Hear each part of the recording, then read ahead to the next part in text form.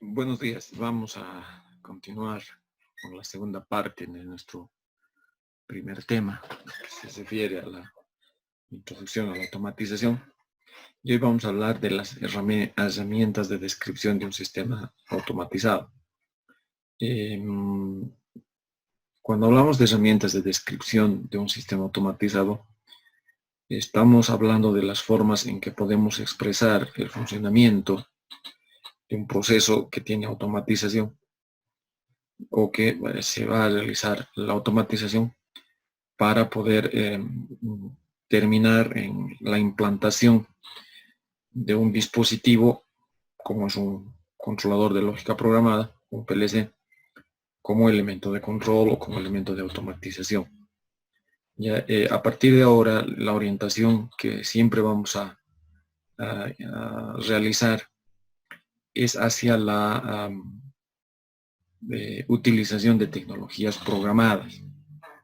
Ya, dada la realidad de nuestro país y dada la realidad de la región, a nivel mundial también ocurre, sin embargo, pongámoslo así con menos incidencia, es que en la industria van a encontrar con seguridad PLCs, o sea, controladores de lógica programada. Actualmente la tecnología ha avanzado muchísimo y bueno, hay otras tecnologías como son los sistemas de control distribuido, los famosos DCS, que son parte de la solución tecnológica y terminan también siendo, o sea, son parte de lo que son las tecnologías programadas. Ok, sin embargo, como les decía, dada la realidad en la que se desenvuelven los ingenieros en este momento, en el país y en la región, vamos a apuntar siempre hacia la implantación o hacia la solución de los problemas de automatización con PLCs. Comencemos entonces. ¿Cuál es el contenido de esta segunda parte? Vamos a hablar, primero vamos a hacer una introducción a las herramientas, después vamos a hablar de qué es una descripción literal, qué es una descripción simbólica y qué es una descripción gráfica. ¿Ya? Y bueno, luego vamos a hacer algunas sugerencias de lectura para que ustedes puedan profundizar el tema más adelante. Veamos con la introducción.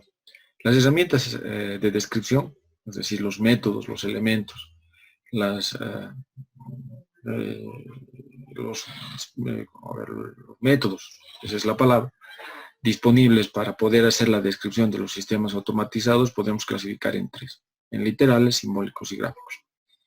Un punto importante que hay que decir desde el principio, es que estas herramientas son herramientas que nos permiten entender, o sea, cuando se hace este trabajo, lo que estamos pretendiendo es que las personas que estén, los técnicos, operadores, ingenieros, que estén relacionados con un proyecto, puedan utilizar un lenguaje común para poder entender el funcionamiento de cada uno de ellos, es decir, independientemente de su formación, es decir, si es ingeniero químico, si es metalurgista, si es mecánico, si es electrónico, si es mecatrónico, todos tienen que poder entender claramente el funcionamiento, ¿no?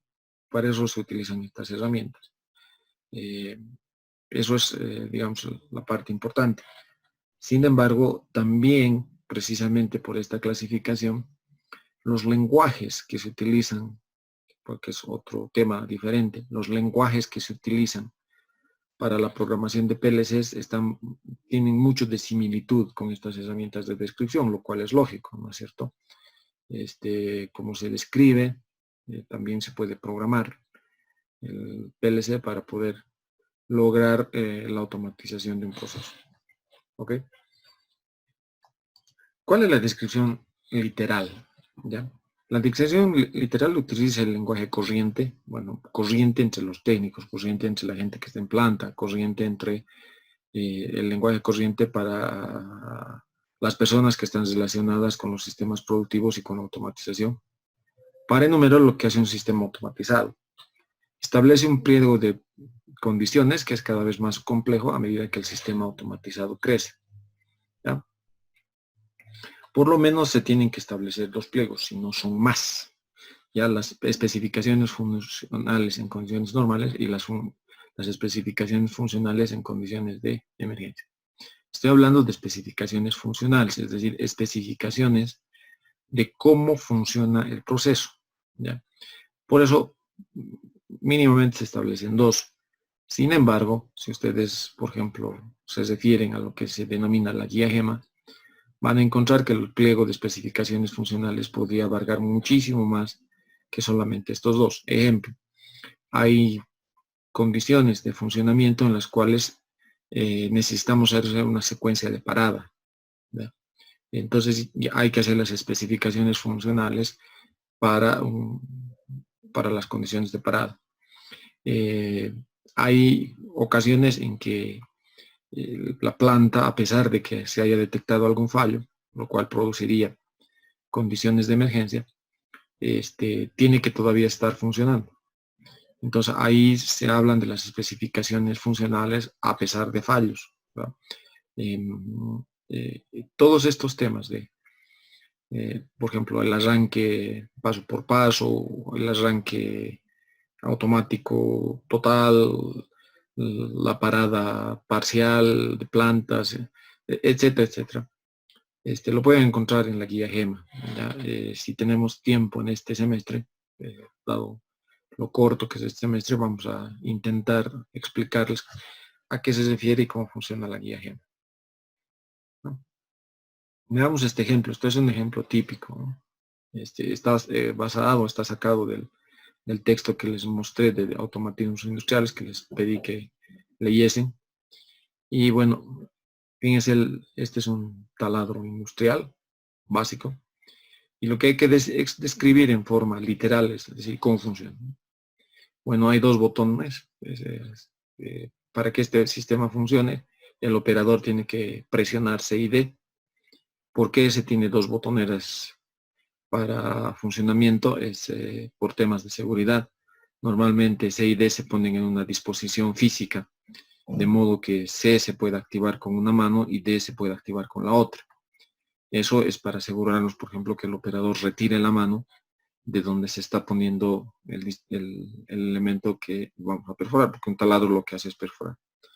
Ya luego van a entender que a pesar de que se pone 2 botoneras, entonces los operadores lo que normalmente hacen es anular una, ya lo anulan de alguna forma, trancando, digamos, alguna de las botoneras por alguna forma mecánica y solamente empieza a trabajar con una sola botonera. Pero bueno, por razones de seguridad, ese tipo de procesos se ponen 2 botoneras para asegurarse y se pone en una disposición física que asegure que el operador utilice las 2 manos, una para una botonera y la otra para la otra. Esa es la intención. Bueno, se presionan los 2, ¿ya? Fíjense que el taladro está retraído y quiero que noten algunos detalles que son importantes, ¿ya? El primero es que el taladro está retraído, la broca no está rotando, pero con el taladro retraído, fíjense que el fin de carrera B0 está activado. ¿Ya? Así, en condiciones iniciales, pónganlo en condiciones de reposo, el sistema B0 está activado. Lo mismo que el fin de carrera A0, que es el que detecta que este cilindro neumático está retraído. Ya quiero que noten esto porque cuando vayan a hacer su proyecto, este tipo de elementos, o sea, a veces nos causa dificultades porque se entiende que, por ejemplo, ponen un sensor que es en solo un pulso, ¿no? No puede ser un pulso si es un fin de carrera y está detectando un posicionamiento de alguna máquina, ¿ya? Eso es fundamental de decir. Bueno, una vez que se presiona, o sea, lo primero que tiene que hacer el operario antes de presionar estos 2 botones es localizar o ubicar la pieza que se quiere perforar. Ok, se presiona estos 2 y lo que se hace es que el cilindro A se mueva, ¿ya? Apretando la pieza. Una vez que la pieza está apretada, eso se detecta mediante este sensor de presión, es decir, cuando la cámara del cilindro tiene una determinada presión, es que la pieza está apretada. Entonces, mediante este presóstato se detecta que la pieza está apretada y cuando la pieza está apretada, entonces lo primero que se hace es hacer rotar la broca y segundo, hacer bajar el cilindro, ¿no? Normalmente al mismo instante que comienza a rotar la broca, el cilindro empieza a bajar. El cilindro, la broca, el taladro, perfora la pieza la perforación de la pieza se detecta mediante este fin de carrera. Cuando el fin de carrera B1 ha sido activado, es que la pieza ha sido completamente perforada.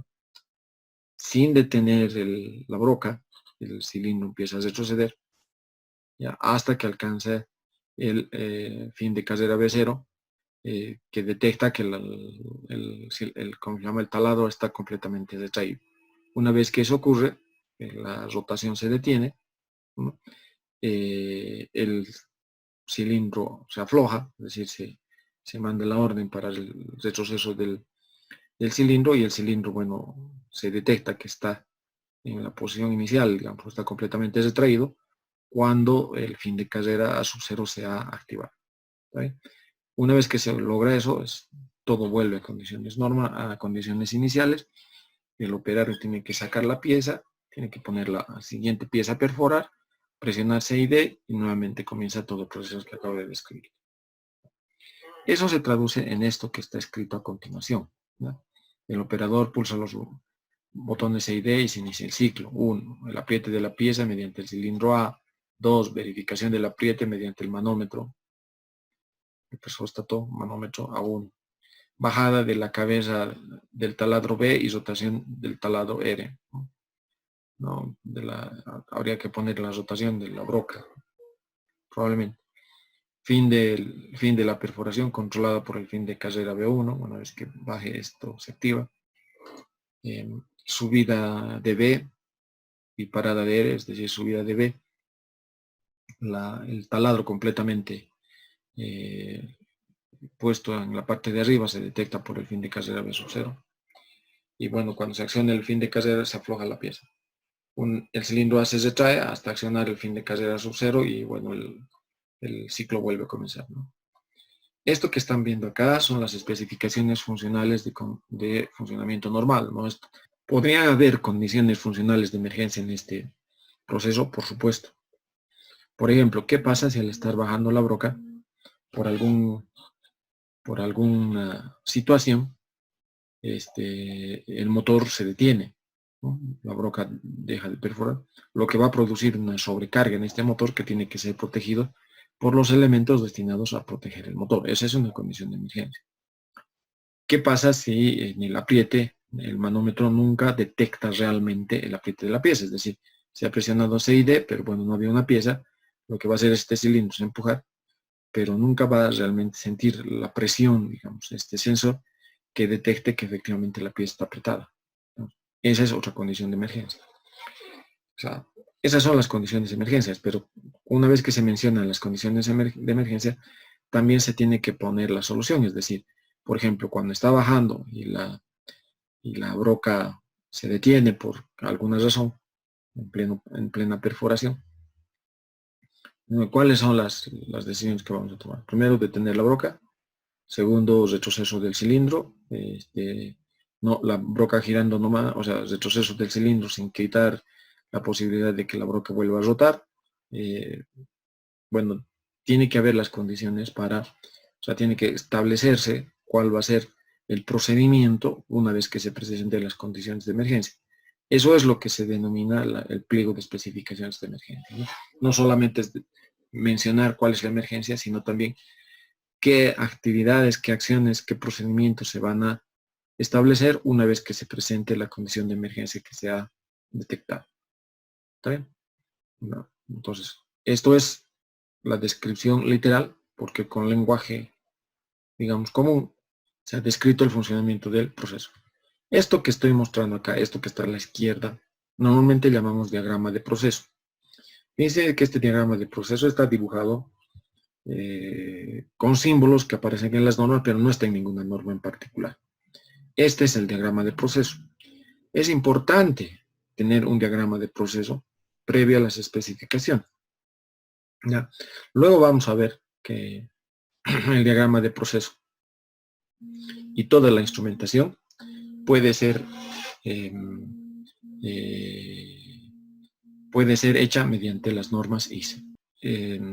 Se puede hacer entonces los gráficos mediante la aplicación de una norma. La norma que vamos a utilizar para hacer el diagrama de proceso y el diagrama de instrumentación, los famosos diagramas P&ID, que es Piping and Instrumentation Diagrams, los vamos a hacer la aplicación mediante la norma ISA. Tanto el diagrama de proceso como el diagrama de instrumentación se ha desarrollado en la materia de instrumentación. ¿Ya? Y bueno, para los que no han cursado esa materia, van a tener que revisar. Hay muchísimos tutoriales en el internet y bueno, la norma va a estar en el sitio, en el repositorio Drive que estoy creando para la asignatura. Descripción simbólica. La descripción simbólica se refiere a utilización de símbolos para establecer o para mostrar el funcionamiento del sistema. Para eso vamos a hablar de variables digitales, también vamos a hablar de variables analógicas y vamos a hablar de las funciones, llamamos así, combinacionales y secuenciales que permiten mostrar el funcionamiento de un sistema. ¿Ya? Bueno, entonces, ¿cuáles son las variables digitales?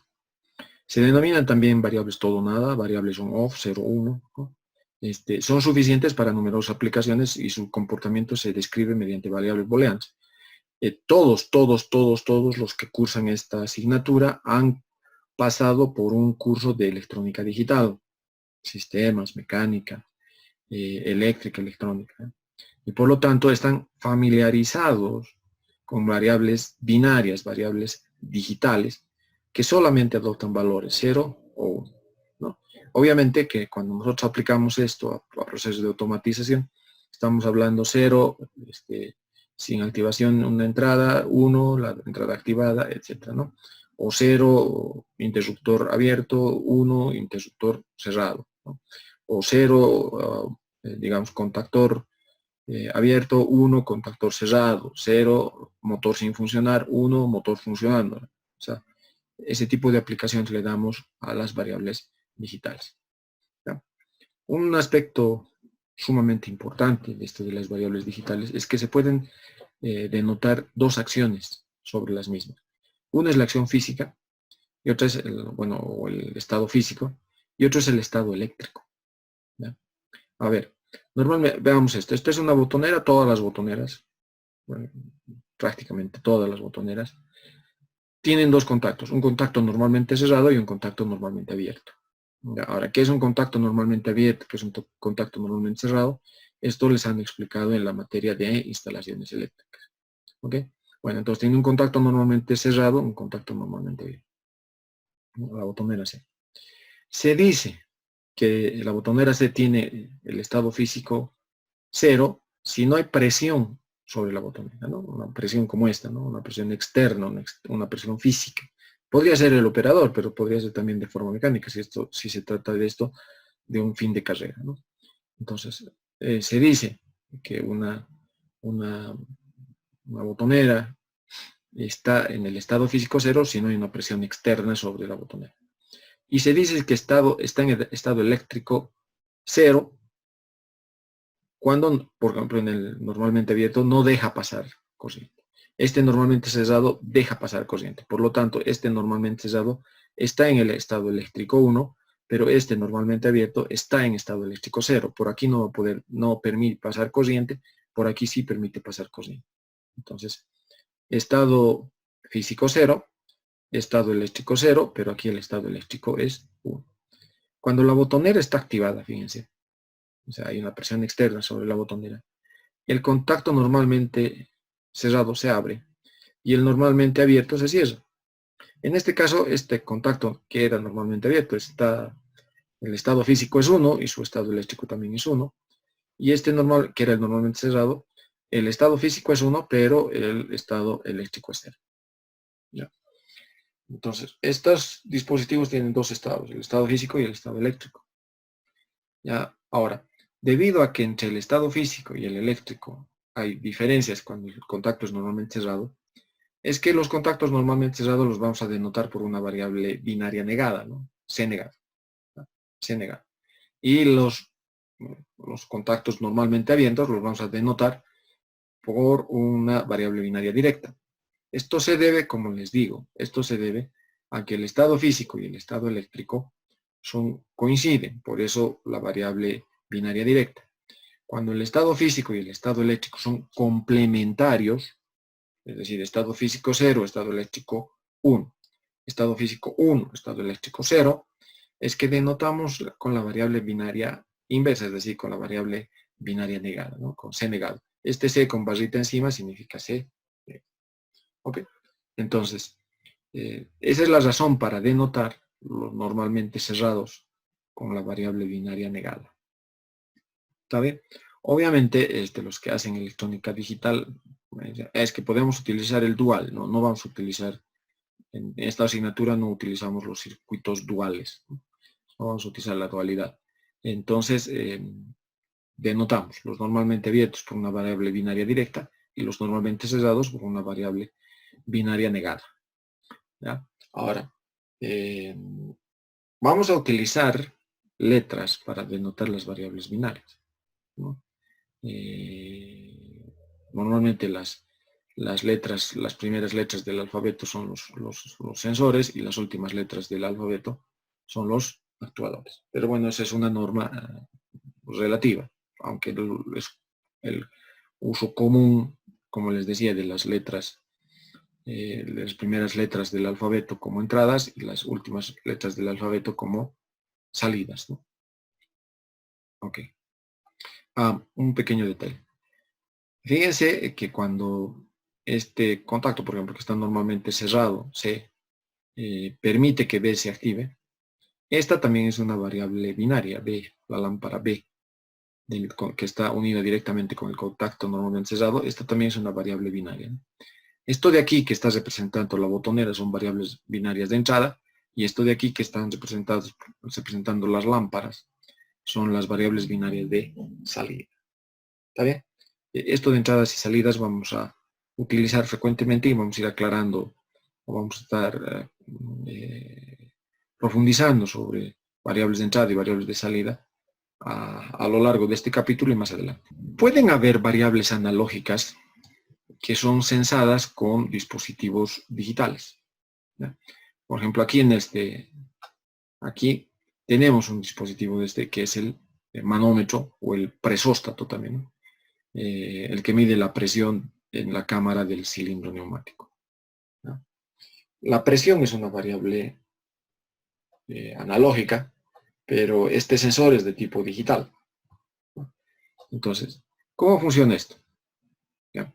Si la magnitud es analógica, hay un valor que va a permitir pasar al sensor de un nivel 0 a un nivel 1, o sea, del valor 0 no activado al nivel 1 activado. ¿Ya? Fíjense aquí, esta es la variable analógica, ¿ya? Y cuando supera determinado valor la variable analógica, el sensor va a pasar de estar inactivo a estar activo, es decir, va a pasar de 0 a 1. La variable analógica puede seguir subiendo, no hay problema. Cuando empiece a bajar la variable analógica, ¿no? Es evidente que el sensor va a pasar de un estado 1 a un estado 0. ¿Ya? Es decir, cuando empiece a disminuir la variable analógica, va a pasar de un estado activado a un estado no activado. ¿En qué momento pasa de activo a inactivo? Es cuando pasa también un determinado umbral que se llama el umbral de bajada. El umbral por cuando se activa es el umbral de subida. Fíjense que los valores normalmente, el valor de umbral de subida no coincide con el valor umbral de bajada. Normalmente son diferentes. O sea, normalmente el umbral de subida es más alto que el umbral de bajada. ¿Ya? Pero bueno, se mide una variable analógica con un sensor de tipo digital. Ejemplos de estos hay un montón, ¿no? O sea, por ejemplo, los termostatos, que son los que miden en forma digital, hacen de esta forma la temperatura, los presóstatos, bueno, varios otros sensores que permiten este tipo de medición mediante un dispositivo digital de variables analógicas, ¿no? En el ejemplo, para este ejemplo, le podríamos hacer una descripción simbólica. Fíjense que se ha puesto ya las variables binarias. BA es la variable del cilindro. A más cuando está apriete, A menos cuando está aflojando, B más es cuando está bajando el taladro, B menos es cuando está subiendo el taladro. Toditas son variables binarias, ¿no? El sensor de presión A1, el presóstato, el fin de casera B0 que detecta la subida del taladro, el fin de casera B1 que detecta la bajada del taladro, ¿no? La rotación de la broca, R, que obviamente tiene que ver con la activación del motor, y bueno, este fin de casera que detecta si el cilindro está retraído, y los dos botoneras que le permiten al operador arrancar el proceso, ¿no? Entonces, si C y D es igual a 1, fíjense que aquí hay una operación lógica AND, entonces A más, es decir, el apriete del cilindro. Si A1 es igual a 1, entonces D más es bajada del taladro y rotación de la broca. Si B1 es igual a 1, si se activa esto, entonces hay que retroceder el taladro va a retroceder, es decir, va a volver a subir, B menos. Si B0 es igual a 1, entonces A menos, ¿no? Fíjense que no se ha notado, pero cuando B0 es igual a 1, A menos y L negado, ¿no? Es decir, deja de rotar la broca. Si A0 es igual a 1, o sea, se retira el cilindro, es el fin de ciclo. Lo importante aquí es que se ha utilizado las variables simbólicas. Fíjense, lo que está en rojo son entradas, lo que está en verde son salidas, ¿no? Estas son entradas binarias digitales y estas son salidas binarias o digitales. ¿Está bien? Se ha utilizado entonces los símbolos, ¿no? Que son variables binarias de los elementos que participan en el proceso. Esto es obvio que es bastante elemental de notar las entradas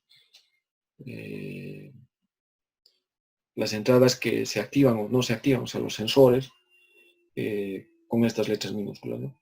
Queda claro que las entradas pueden ser elementos de comando del operador o pueden ser elementos de sensado de algunas acciones o de la realización de algunas acciones dentro del proceso, ¿no? Como es el caso de A1, B1, B0, A0, etc., ¿no? Y bueno, las salidas, que son los actuadores que ejecutan las órdenes sobre el proceso. ¿Ya? Ahora, dentro de la descripción simbólica, con las operaciones lógicas podemos utilizar estas 4 operaciones binarias fundamentales. Este XOR es simplemente un complemento, pero las 3 operaciones básicas son el AND, que se denota por el producto lógico, ¿no? La operación lógica I, ¿no? Que en el mnemónico le vamos a poner AND.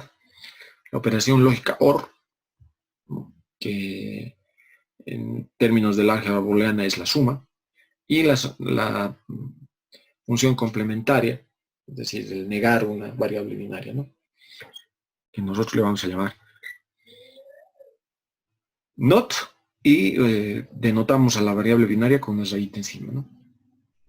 Si utilizamos un diagrama de relés, fíjense, 2 contactos en serie denotan la operación AND, la operación ON son 2 contactos en paralelo, y la operación NOT evidentemente es un contacto normalmente cerrado, como se denota aquí. De acuerdo con la norma NEMA, por si acaso esta de la norma NEMA es la que se utiliza en los lenguajes de los PLCs, lo que se denomina diagramas escalera, ¿no? ¿Está bien? Y bueno, los símbolos lógicos de semiluna, que ya son cada vez, digamos que son obsoletos, son antiguos. Este es el símbolo de semiluna que denota la operación AND, este es el símbolo en semiluna que denota la operación OR.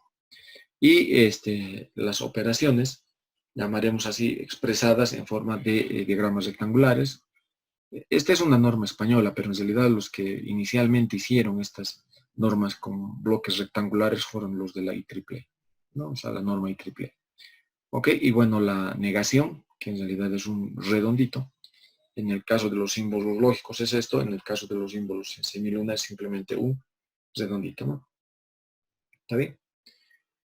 Aquí les expreso lo mismo en forma mucho más detallada. Y además, esto que cuando los que hacen neumática le llaman ciclos o diagramas de tiempo, ¿no? O sea, cuando adopta el valor A 0 y adopta B igual 1, si estamos entre una compuerta OR, la respuesta va a ser 1. Si es A0, B0, la respuesta es 0. Si es A1, B0, la salida es 1. Si es A1, B1 es 1. Si es A0, es A igual a 0, B igual 1, la salida es 1. Estos son los diagramas de tiempo, por lo tanto. Estas son las tablas de verdad que están familiarizados ustedes. Bueno, es las diferentes normas para representar las compuertas lógicas y hacerlo mediante diagrama de contactos. Lo que aquí falta es, obviamente, lo que mostramos acá, que es la norma Lima, ¿no? El diagrama de contactos según la norma Lima. Este es un diagrama de contactos.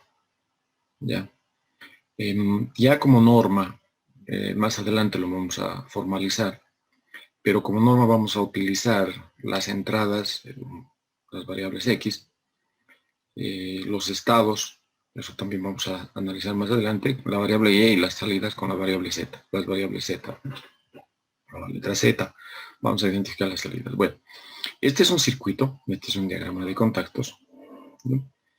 Lo que como descripción simbólica se pide es, primero, cuál es la ecuación lógica y segundo, cuál es la representación en diagramas de media luna, en la representación en símbolos rectangulares, ¿no? Para representar, ahí el diagrama de contactos mediante escalera, para representar este mismo circuito. Fíjense que este diagrama de contactos es el, digamos, en este momento está simplificado. Hay softwares muy bien elaborados, ¿no? El KDSIMU, el Visio, SuiteSim, que se lleva el Automation Studio, ¿no? Hay varios softwares que les permiten dibujar de manera mucho más detallada estos diagramas de contacto. Ok. Primero, si este es el diagrama de contacto, la ecuación lógica que describe la salida Y1, el contactor Y1, fíjense que Y1 es el contactor y Y1 mayúscula y Y1 minúscula obviamente está relacionado con Y1 mayúscula y esto significa un contacto auxiliar, ¿no? Bueno, entonces la ecuación lógica de este diagrama de contactos es esto que se muestra acá. Otra forma de representación es el diagrama escalera que se está mostrando acá, ¿no? Prácticamente es muy similar al anterior, solo que aquí los contactos son estas barras paralelas. Si está cerrado tiene una diagonal cruzando. Las bobinas se representan mediante un círculo, ¿no? Y bueno, prácticamente el circuito es exactamente el mismo. Un pequeño detalle se denomina escalera porque si ven esto es como si tuviese peldaños, ¿no? Por eso se llama diagrama escalera. Bueno, esta es la ecuación lógica. Este es el diagrama escalera. Este es el circuito de media luna que representa exactamente la ecuación lógica que hemos encontrado. Y prácticamente esto de aquí abajo es lo mismo, solamente los símbolos cambian. ¿No? Este es el diagrama lógico, llamado logigrama. ¿Ya? Que más adelante vamos a ver también, este es un lenguaje de programación de los PLCs, ¿no?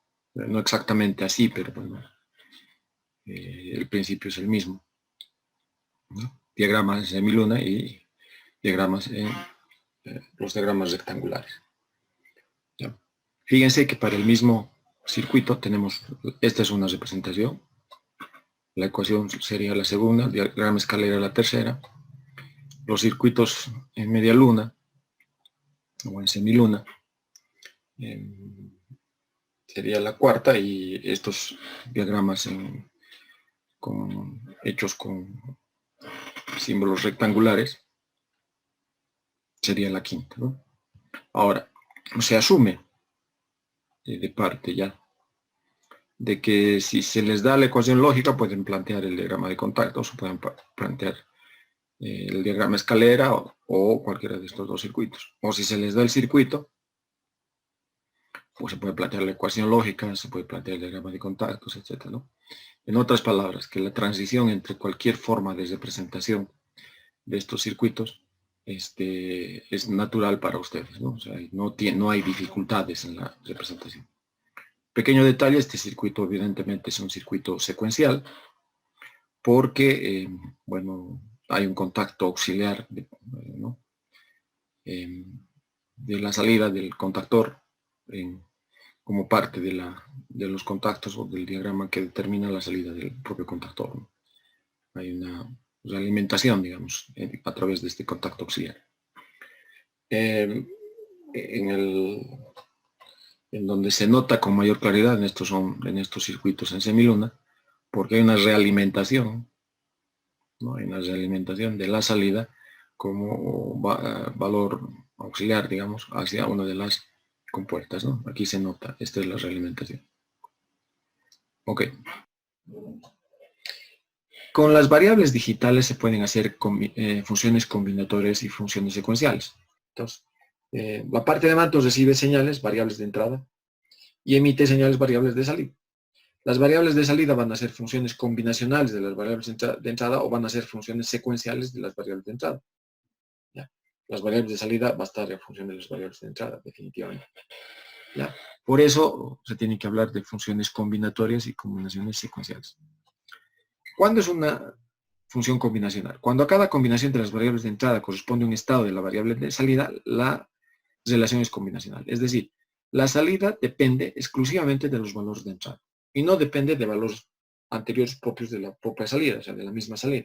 Es solamente, cambian variables de entrada, cambia la variable de salida. Ante cambios en las variables de entrada, hay cambios en la variable de salida. En otras palabras, la salida depende exclusivamente de los valores de la entrada, ¿no?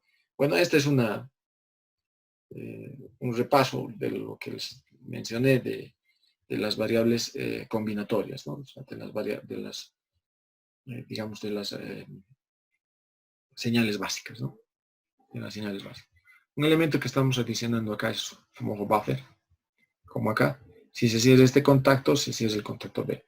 Normalmente esto se utiliza para este buffer, digamos, si queremos que con alguna señal de entrada o la salida de algún otro dispositivo se active un contactor, que el contactor es de potencia más elevada, qué sé yo, se utiliza en ese caso, ¿no?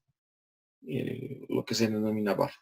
En cuestiones de electrónica digital, obviamente es en el punto A, la corriente que se va a absorber que se puede absorber es muy pequeña, y como la salida tiene que tener una capacidad mayor, entonces se utiliza un dispositivo que es buffer, que nos aumenta, pongamos así, entre comillas, la potencia de la salida B respecto de la salida, la potencia eléctrica, ¿no? Ok. Cuando el estado de la salida también depende de los acontecimientos antecedentes, es decir, de anteriores valores de la propia salida, la relación es secuencial, ¿no? La función memoria o el latch, o perdón, el flip-flop tipo SR es el elemento básico, digamos, más conocido como función secuencial, ¿no? Fíjense que cuando hablamos de flip-flop, siempre vamos a utilizar una entrada de sincronización de funcionamiento, que es el clock. Y cuando estamos hablando de sistemas asíncronos, no hay esta entrada de clock, y lo que aparece es, hay un cambio en la entrada, inmediatamente se va a reflejar en la salida. Ahora, de este flip-flop tipo SR o latch SR, pues le vamos a llamar latch cuando no tiene reloj. Latch significa cerrojo, candado. Ya, bueno, esta es su tabla de verdad. Esto les pido no se preocupen, más adelante vamos a analizar con sumo detalle esto. Y de de esta tabla de verdad, el diagrama de contactos que puede implementar esto, es este diagrama de contactos. ¿Está bien? Como les digo, no se preocupen porque esto vamos a analizar con muchísimo detenimiento más adelante. Ok. Bueno, aquí está lo que les mencionaba, es el latch SR, que es el que vamos a utilizar más adelante. También hay los famosos flip-flops JK, que la diferencia con el anterior es, ¿qué pasa cuando las dos entradas son iguales? cuando estamos hablando de latches, digamos, se desecha esta entrada porque, bueno, hay una contradicción cuando se hace eso y simplemente no se usa. Ya, esto es lo que en los latch SR se denomina el estado prohibido, que las dos entradas sean al mismo tiempo 1. Y bueno, el flip-flop JK, fíjense, es exactamente igual que el anterior, exceptuando que para la última combinación lo que se hace es cuando aparecen los dos 1, ambas entradas es 1, lo que va a hacer es invertir la salida. Si esto estaba en 1, lo va a poner en 0, si estaba en 0, lo va a poner en 1. O si esto estaba en 1, lo va a poner en 0, y si esto estaba en 0, lo va a poner en 1, ¿no?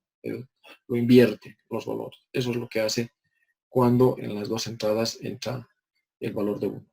¿Ya? Este es el flip-flop de tipo JK. Las variables analógicas, ¿no? Cuando se necesita identificar varios valores de una variable analógica, son posibles dos técnicas. Uno, tratar las señales bajo la forma analógica, con elementos adecuados, por ejemplo, amplificadores operacionales. ¿Ya? O sea, mantener el tratamiento de las señales analógicas con dispositivos analógicos. Esa es la primera opción.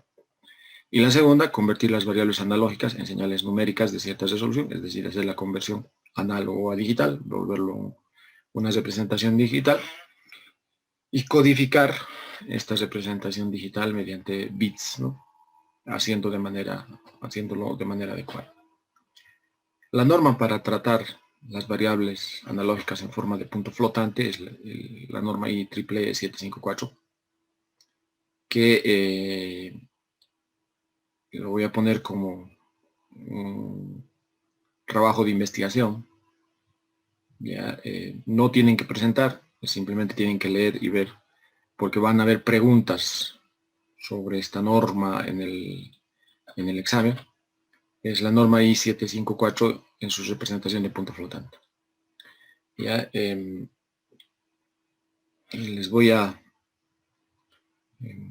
sugerir un libro al finalizar la clase respecto al tratamiento, ¿no? ¿Cuál sería un libro muy adecuado para introducir este tema de punto, qué es punto fijo, qué es punto flotante? No habla específicamente de la IEEE 754, pero es una muy buena introducción para esta norma. ¿Está bien? Ok, entonces como trabajo de investigación, ¿cómo se maneja la IEEE 754? ¿Cómo se hace la representación de números? Esta norma permite representación de números muy pequeños o números muy grandes, con muy buena precisión. Y lo otro, el segundo punto que se tiene que saber es cómo se hace la aritmética bajo esta norma, es decir, cómo se hace sumas, restas, multiplicaciones y divisiones con esta norma, ¿no? La suma, resta, multiplicación y división de dos números representados en forma de punto flotante, esta norma de punto flotante, que es la norma IEEE 754. Ok. ¿De dónde viene? O sea, ¿cómo se hace? Porque lo que vamos a tratar es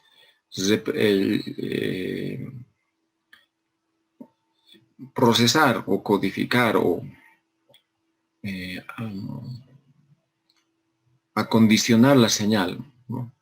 Con elementos enteramente analógicos, la señal analógica con elementos enteramente analógicos, se hace en las materias de electrónica, ¿ya? Esto de convertir las variables analógicas en señales digitales, bueno, se hace en electrónica digital 2, pero bueno, no todos los estudiantes de nuestra asignatura han llevado una materia de electrónica digital 2. Se les explica también en otras asignaturas, como es sistemas de control 2, pero bueno, siempre es bueno recordar, ¿no?, cómo se hace la conversión análogo-digital, ¿no? Esta es la señal analógica de tiempo continuo. Fíjense, la codificación es la más común, la más utilizada de codificación de señal analógica en nuestro país, como es la norma o la forma 420 miliamperios,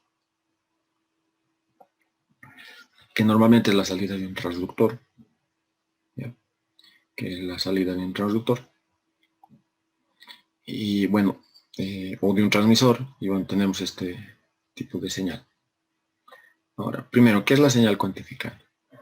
Si lo que hacemos, en vez de utilizar todos los posibles valores que hay entre 4 y 20 miliamperios, que son infinitos, ¿no? Tal como se muestra en la línea roja. La línea roja puede adoptar cualquier valor entre 4 y 20 miliamperios. Y los reducimos a unos ciertos niveles para la representación de la señal. Lo que vamos a tener es esta señal en azul, que es aproximada a la señal en rojo, pero que los valores de esta señal en azul adoptan solamente determinados valores, ¿no? Si la señal analógica está entre 4 y 6 miliamperios, reducimos, o redondeamos, pongamos entre comillas, a 4 miliamperios. Si está entre 6 y 8, lo ponemos a 6. Si está en 8 y 10, lo redondeamos a 8. Si está entre 10 y 12, lo redondeamos a 10, etcétera, etcétera. Esta señal que aparece en azul es lo que se denomina señal cuantificada. ¿Por qué? Porque solamente va a adoptar determinados valores, determinados cuantos de la variable analógica, ¿no? Señal cuantificada. ¿Qué es la señal muestreada? Si podemos capturar el valor de la señal en determinados instantes, como se está viendo acá, estas líneas en campo, no se tiene toda la gama de valores, solo se tiene los valores en determinados instantes, que le vamos a llamar instantes de muestreo, ¿no? Y se hace además cada cierto tiempo, ¿no? Digamos, cada segundo. En eso significa que esta T mayúscula, que se denomina periodo de muestreo, vale un segundo, ¿no? Cada segundo se captura la señal y por lo tanto no tenemos toda la lectura en el tiempo, sino solamente en determinados instantes. ¿Qué valor puede adoptar la señal cuando se captura? Bueno, puede adoptar cualquier valor entre 4 y 20 miliamperios. Pero no se tiene la lectura permanente todo el tiempo, solamente en determinados instantes de muestreo. Ahora, si se combina ambas, es decir, las señales cuantificadas y la señal muestreada, lo que vamos a obtener es esto, lo que estamos viendo como que está en verde, que es la señal digital. Fíjense que la señal digital es una señal muestreada y es una señal cuantificada, ¿no? Las dos cosas al mismo tiempo. Fíjense, esta señal en verde es una señal aproximada, o está proveniendo de esta señal que está en rojo, ¿ya?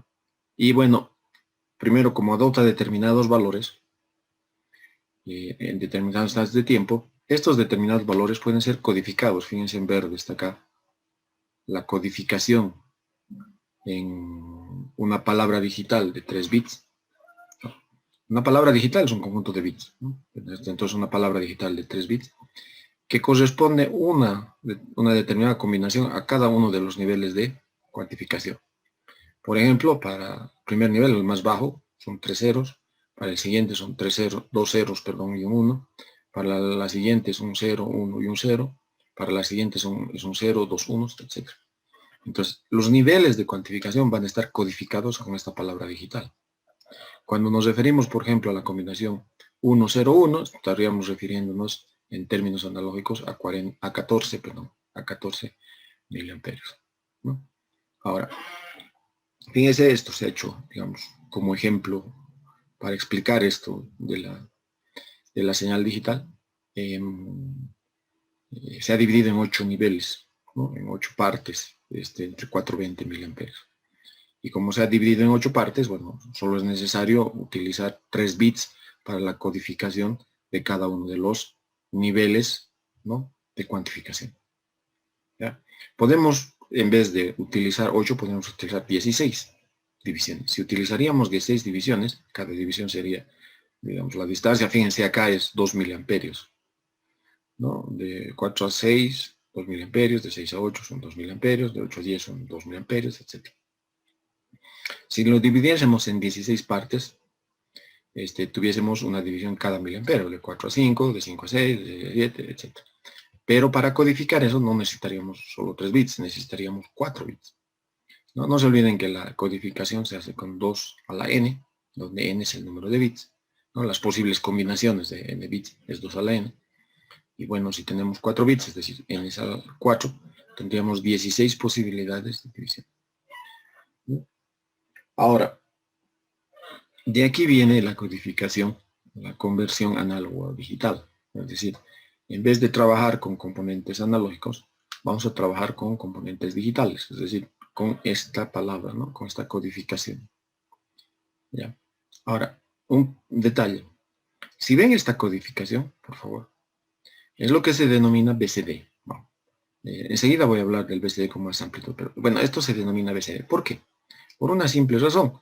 Si ustedes convierten, por ejemplo, este nivel a un número decimal, ¿no? Como si esto fuese un número binario, ¿no? Los 3 ceros, un número binario, van a ver que coinciden con el 0 decimal. El 001, número binario, coincide con el 1 decimal.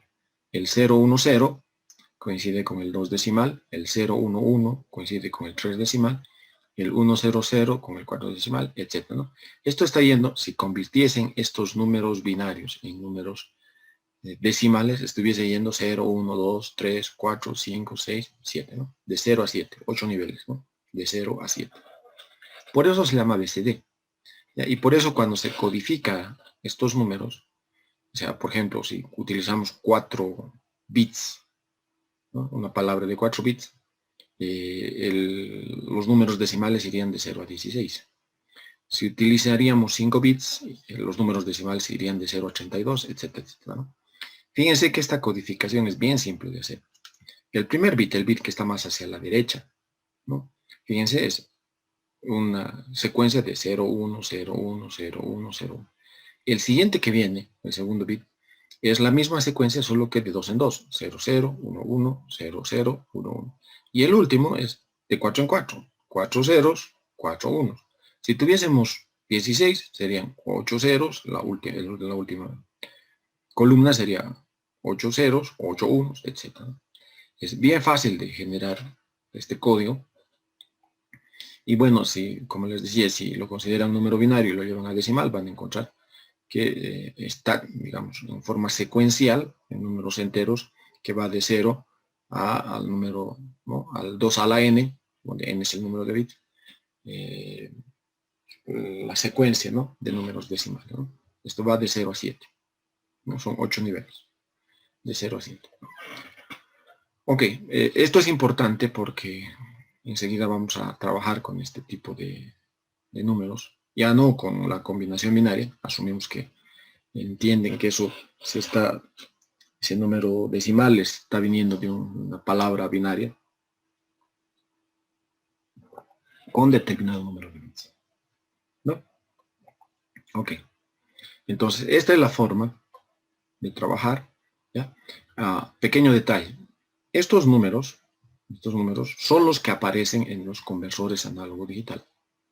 Estos números son los que aparecen en los conversores análogo a digital, es decir, a la salida de un conversor van a encontrar esto. ¿Ya? Estos números enteros, dependiendo del número de bits de salida del conversor. ¿Ya? Entonces, interpretar eso entre 4 y 20 miliamperios ya es trabajo, eso se hace en software, es en el software del PLC, porque el conversor análogo digital lo que le va a entregar son números binarios. ¿Ya? Entonces, en el software del PLC hay que hacer la interpretación de que este código, el BCD que nos está dando, se interprete en un valor de la variable analógica, ¿no? Un pequeño detalle más. Si queremos que esta señal digital, esto lo que estamos viendo en verde, se aproxime lo más posible, porque fíjense, no, hay errores ¿no? En este punto, por ejemplo, entre la señal digital y la señal analógica, esto de acá, esta distancia, hay una distancia, digamos, relativamente grande. Si queremos que estos valores se aproximen más a la señal digital, hay dos formas de hacerlo, ¿no? Hay dos, digamos, dos alternativas que se pueden utilizar juntas, ¿no? No es ningún problema. Uno es aumentar el número de bits de la palabra digital, es decir, este reticulado horizontal hacerlo más denso, o sea, esto dividir en más niveles, eso significa aumentar el número de bits. Y lo otro es muestrear más rápido, es decir, que este periodo de muestreo que estamos mostrando aquí grande para fines de explicación, sea cada vez más pequeño, ¿no? Entonces, si se disminuye el periodo de muestreo y se aumenta el número de niveles de cuantificación, obviamente la señal digital se aproximará mucho a la señal analógica. De hecho, ¿no? Ustedes no notan la diferencia entre una señal digital y una señal analógica, por ejemplo, cuando están utilizando los dispositivos de sonido. Todos los dispositivos de sonido, incluido el celular, que utilizamos cotidianamente, utilizan para el tema del sonido y también para las imágenes, por supuesto, en forma bidimensional, pero bueno, en el sonido es exactamente así, es una señal, llamemos monodimensional, es decir, es una señal respecto del tiempo. Utilizan conversores análogo digitales. Y ustedes no encuentran la diferencia entre la señal analógica y la señal digital cuando están hablando o están escuchando en una llamada telefónica. Aunque se está utilizando de manera, digamos, natural esta codificación, ¿no? Esta conversión análogo digital. Ok. 3 bits del conversor nos convertirán 8 valores diferentes, 8 bits serán 256, 10 bits codificarán 1024 valores diferentes, 12 bits 4096, 16 bits 65536. El número de posibles combinaciones de 2 a la 16, de 16 bits es 2 a la 16, que es igual a 65536. He subrayado esto de 12 bits porque en los PLCs, en los controladores de lógica programada, hay una especie de norma que utilizan los 12 bits para los conversores. Pero si ustedes van a manejar las señales analógicas y leen el valor de la señal analógica después de la conversión, van a encontrar que están codificando en realidad en 16 bits. ¿Qué es lo que hacen? Normalmente, estos 12 bits son los bits más significativos, es decir, los que están más adelante, más hacia la izquierda, llámenle, del número binario, y los 4 bits restantes, es decir, los menos significativos, los que están más hacia la derecha, se complementan con ceros, de modo que, si bien físicamente el conversor es de 12 bits, se maneja como una palabra de 16 bits. El error que se comete al hacer esto de complementar de 12 a 16 con ceros en los bits menos significativos es prácticamente ninguna, porque son valores muy pequeños, fraccionalmente muy pequeños, los que se estarían cometiendo como error en los bits menos significativos. Bueno, esta conversión, por favor, yo les pido que investiguen. Todos los PLCs, Simatic, Allen Bradley, tienen entradas analógicas y ambos utilizan esa misma idea, ¿no?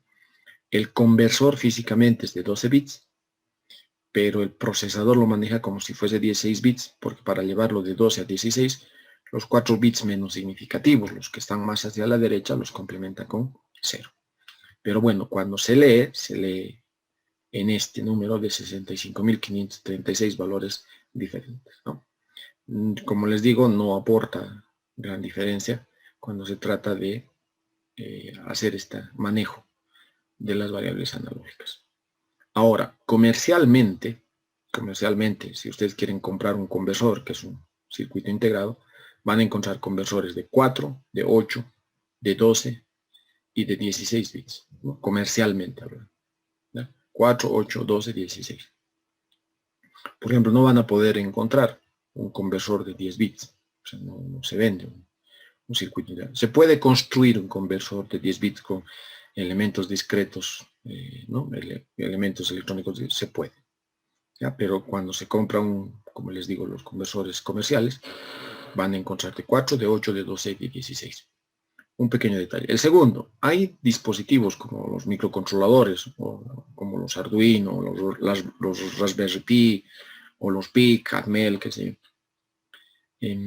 utilizan también, o que pueden también leer señales analógicas, ¿no? Que pueden hacer la conversión.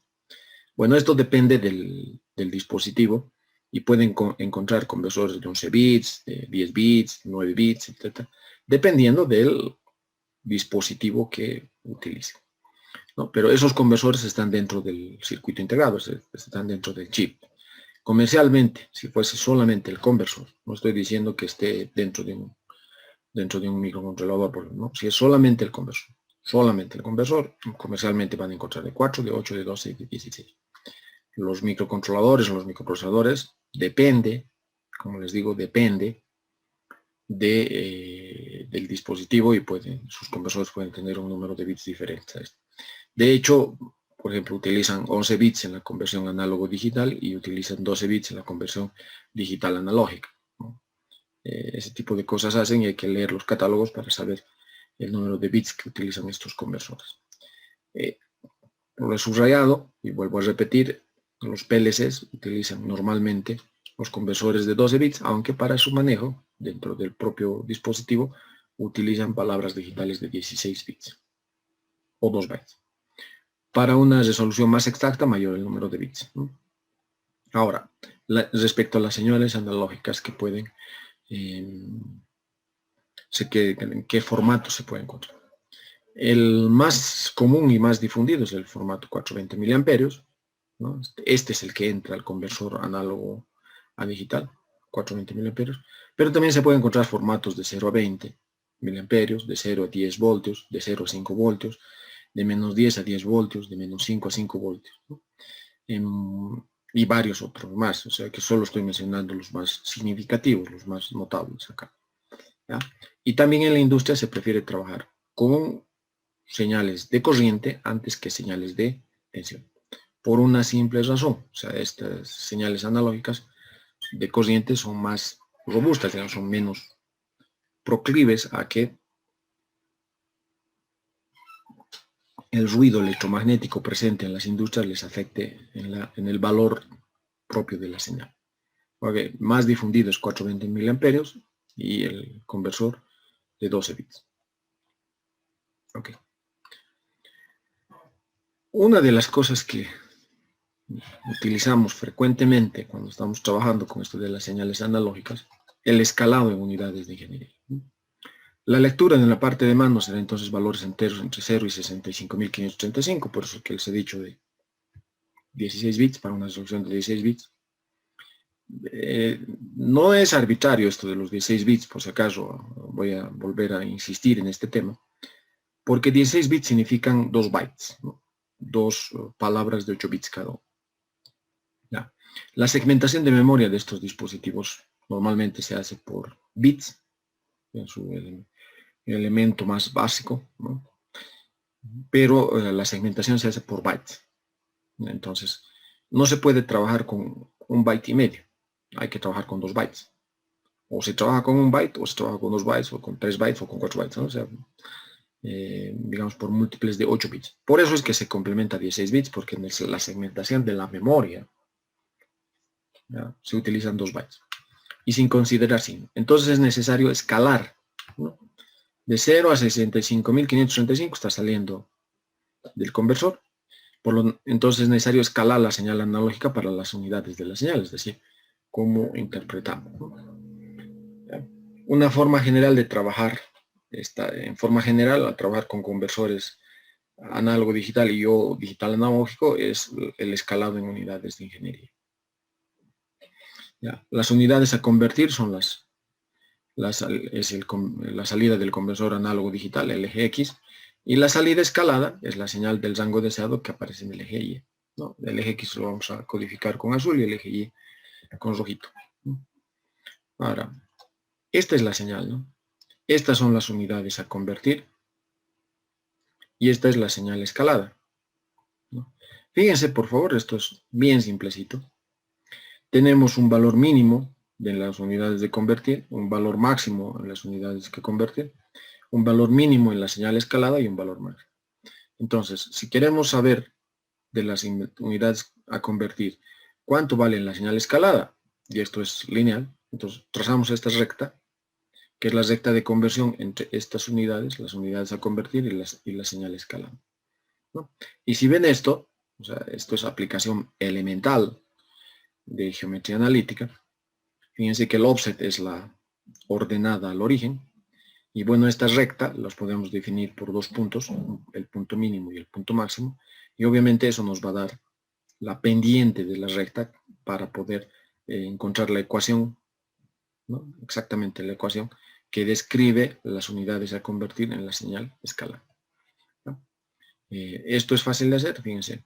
El rango de conversión está en el eje X, es la diferencia entre el máximo y el mínimo, y el rango deseado está, el rango de conversión lo vamos a llamar RC, el rango deseado lo vamos a llamar RD, es la diferencia entre el máximo del valor deseado y el mínimo. Y la pendiente es obviamente la distancia y sobre la distancia en x, es decir, esta distancia de acá sobre la distancia de acá es lo que nos va a dar la pendiente de esta recta. No se olviden que la pendiente de esta recta es la tangente del ángulo de acá, ¿no? Del ángulo que tiene la recta con el semieje real positivo, ¿no? Ok. Entonces, esto del cálculo de la pendiente lo han estudiado cuando estamos haciendo geometría analítica. Será entonces el rango deseado sobre el rango de conversión. La ecuación de la recta, esta es la ecuación de la recta pendiente ordenada al origen, es m, ya tenemos la pendiente, por x más el offset. El offset es el valor donde cruza el eje de las ordenadas, el eje y. ¿No? Ahora, se cumple que en el mínimo, que el y mínimo es m por el x mínimo más el offset. Por lo tanto, el offset, b, la ordenada al origen, podría calcularse por acá.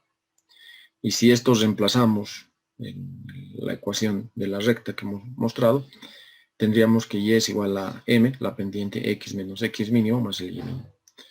Esta forma de ecuación es la forma pendiente ordenada al origen. Y esta forma de ecuación que estamos mostrando acá es la ecuación punto pendiente, ¿no? El punto utilizado es el punto mínimo, que tiene coordenadas x mínimo y y mínimo, y la pendiente, ¿no? Que es la forma en cómo hemos calculado es la distancia y sobre la distancia en x, ¿no? Si se tiene el punto y se tiene la pendiente, se puede encontrar la ecuación de esa recta. A partir de esa recta se puede calcular cualquier valor del valor deseado, ¿no?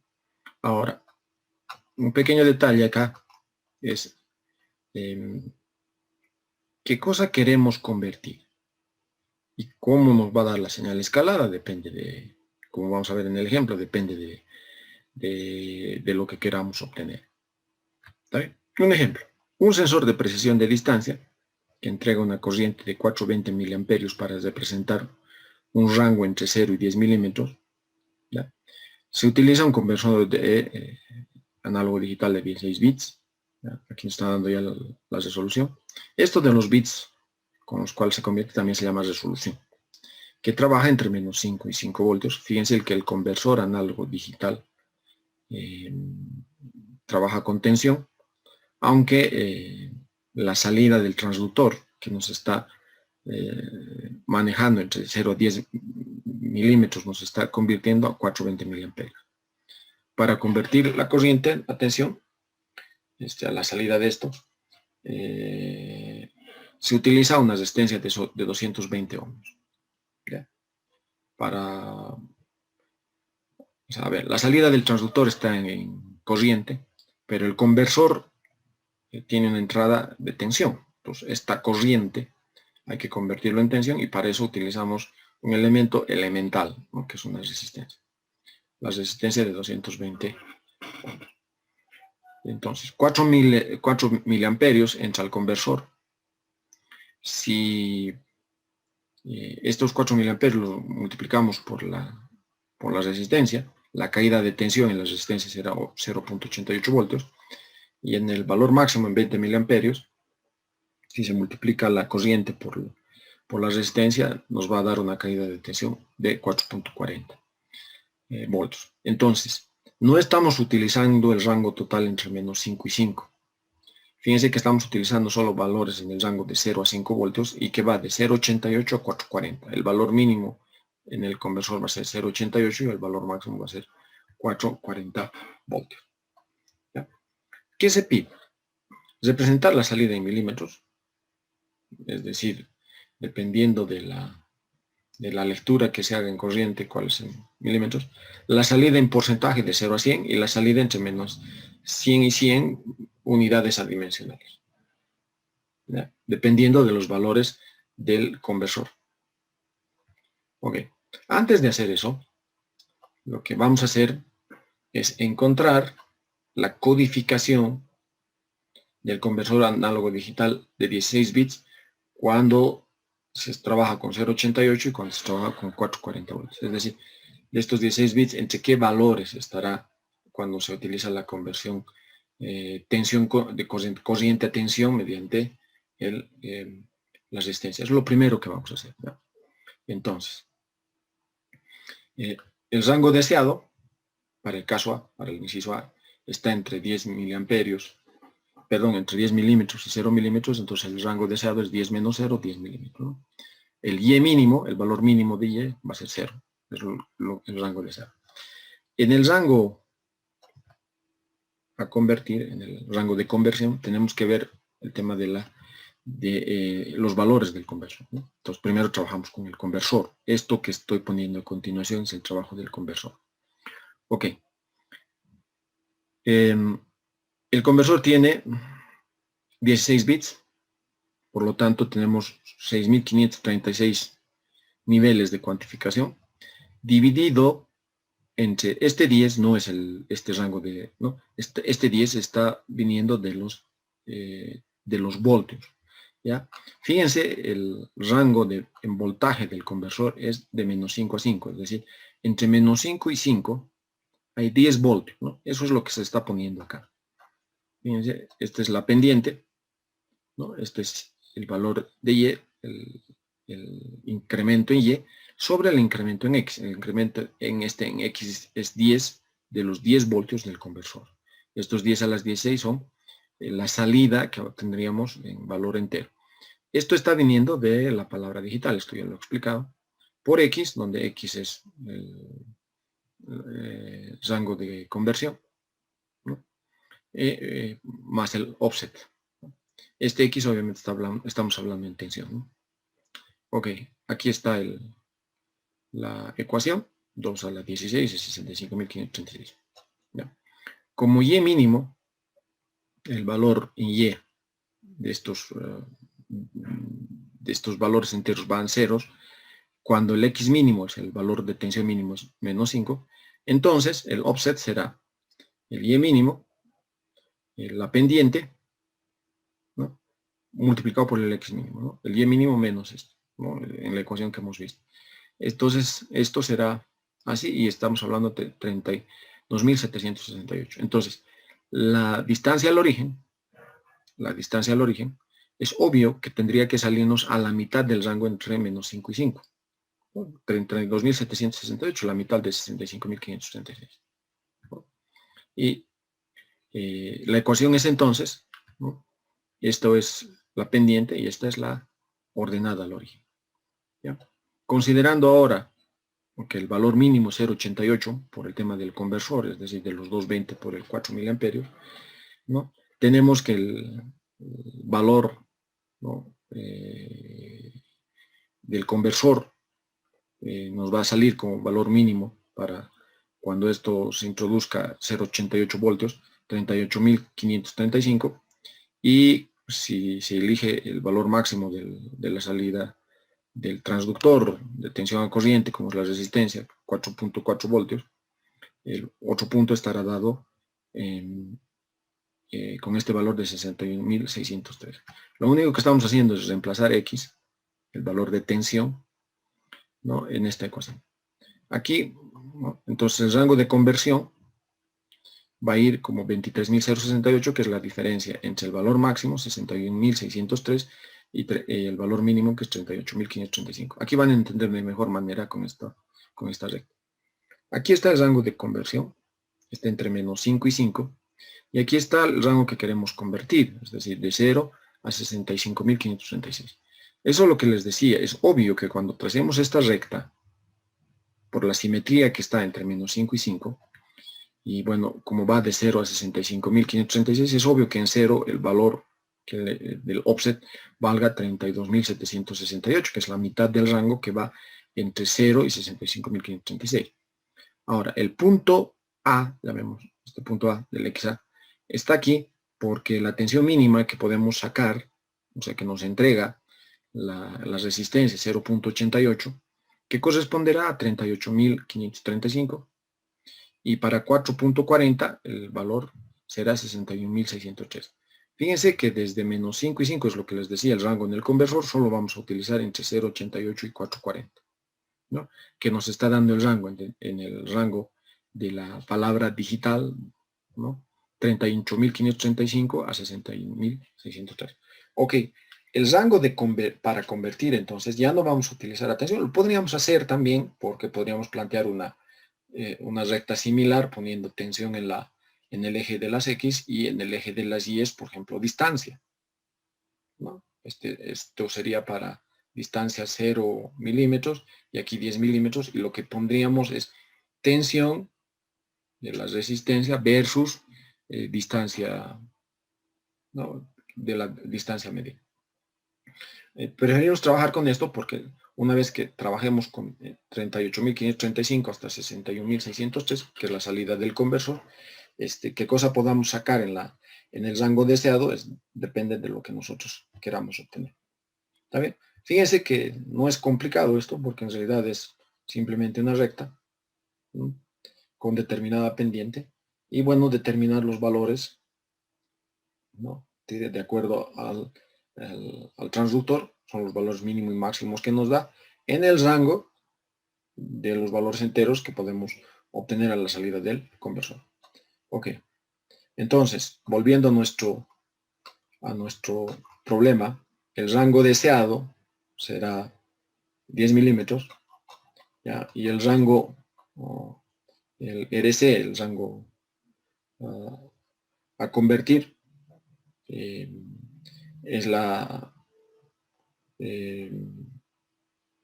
los valores enteros, ¿no? La diferencia entre valores enteros, ¿no? Por eso acá estamos poniendo el rango deseado es 10 milímetros entre el rango a convertir, ¿no? El RC, este es el RD. El RC acá será 23.068.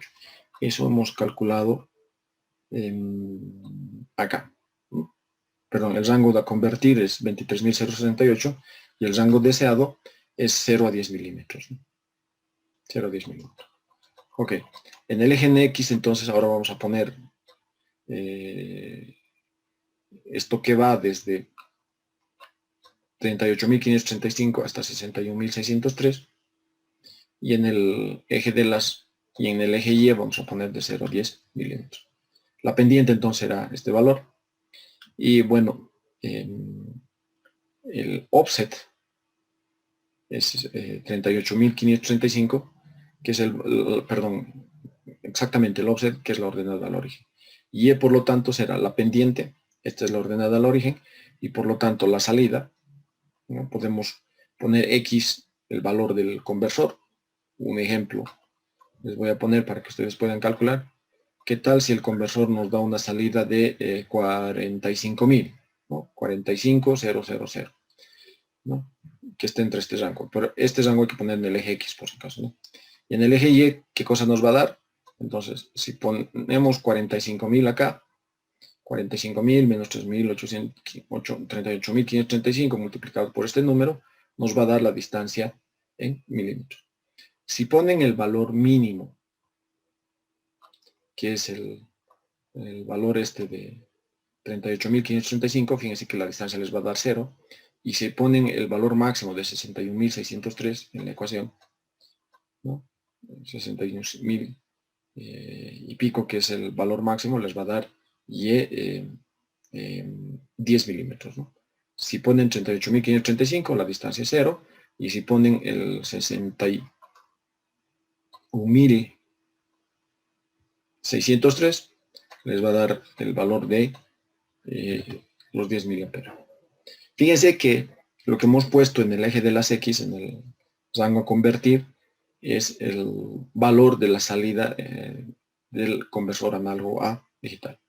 Ok, el caso B, considerando unidades a convertir la salida del conversor AD y la salida, o sea, la RC, la salida del conversor, y la RD, la salida escalada a la distancia en porcentaje, ¿no? La RD va a ser 100 menos 0, 100%, y el rango a convertir, o sea, en el eje de las X es 23.068, la pendiente va a dar este valor, y el offset es el que hemos calculado, ¿no? 38.535, y nuevamente, si reemplazan ¿no? El valor mínimo les va a dar el 0% y si les reemplazan el valor máximo les va a dar el 100%, ¿no?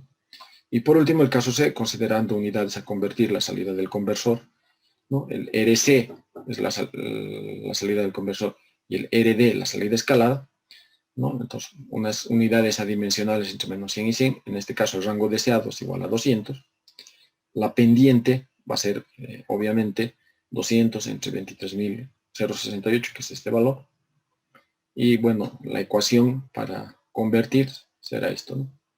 Fíjense que este es el valor mínimo, ¿no? Que es la ordenada al origen. ¿Ok? Entonces, si se reemplazan, ¿no? 38.535 nos va a dar un determinado valor y si reemplazan el máximo les va a dar otro valor, ¿no? Que va a estar entre 0 y 200. Entre 0 y 200. Ok. Con eso habríamos concluido el tema del escalado de unidades de ingeniería y el manejo de las variables analógicas. Yo les pido, por favor, nuevamente hagan la investigación sobre la norma IEEE 754 para manejo de unidades de punto flotante. Bien, el libro que les menciono se denomina Matemáticas Programadores para Programadores. En realidad es un libro antiguito, ¿no? Como pueden ver acá, es del año 1982. ¿Ya? Es del año 1982. Sin embargo, no ha perdido actualidad respecto a el manejo, ¿no? De todo este tema de los números binarios. ¿Ya? Comienza con obviamente todo lo que significa la conversión binaria, cómo se hacen las operaciones binarias y todo eso, pero lo que les interesa, digamos, la parte fundamental es el último capítulo, donde explica, ¿no? Fíjense acá, cómo es que se trabaja con los números de punto flotante, ¿ya? Y obviamente la normalización de esto que se explica acá, de los conceptos que se explican acá de los números de punto flotante, es la norma IEEE 754. Pero les pido, por favor, como les he dicho, averigüen, investiguen sobre la norma IEEE 754. Cualquier duda a través del grupo WhatsApp. Muchas gracias por su atención. Muy buenos días.